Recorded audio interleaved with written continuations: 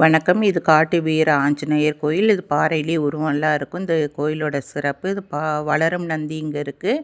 அப்புறம் வேண்டுதல் தேங்காய் இந்த கோயிலில் கட்டுவாங்க. இங்கே வந்து ஏதோ வேண்டுதல் வச்சு அது தேங்காய் வாங்கி கட்டினேன்னா இங்கே வேண்டுதல் 3 மாதத்தில் நிறைவேறுன்றது ஐதீகம். 11 முறை கோயிலை சுற்றி வந்து இங்கே தேங்காய் கட்டுவாங்க. இது சிறப்பு. அப்புறம் அந்த பாறையில் வந்து யானை உருவம் இருக்கும். இது ரொம்ப அருமையாக இருக்கும், தத்ரூபமாக இருக்கும். இந்த குட்டி யானை பக்கத்தில் ஒரு பெரிய யானை இருக்கும். அந்த பாறையே வந்து யானை மாதிரி இருக்கும். இதில் இருக்க தோல் சுருக்கங்கள் எல்லாம் பார்த்தோன்னா தத்ரூபமாக அப்படியே அமைஞ்சிருக்கும். இது இந்த கோயிலோட சிறப்பு. அப்புறம் இந்த வளரும் நந்தி வந்து இந்த யானை மேலே தான் இந்த வளரும் நந்தி இருக்குது. இங்கே பாருங்கள், இந்த தோல் சுருக்கங்கள் வந்து எவ்வளோ தத்ரூபமாக இருக்குது. அப்புறம் கீழே 2 பாறை இருக்குது. அந்த 2 பாறையை காலை அமைச்சிருப்பாங்க. அப்போ இதுக்கு மேலே தான் இந்த வளரும் நந்தி இருக்குது. பாறையில் ஆஞ்சநேயர் காட்சி தர்றது இந்த கோயிலோட சிறப்பம்சம்.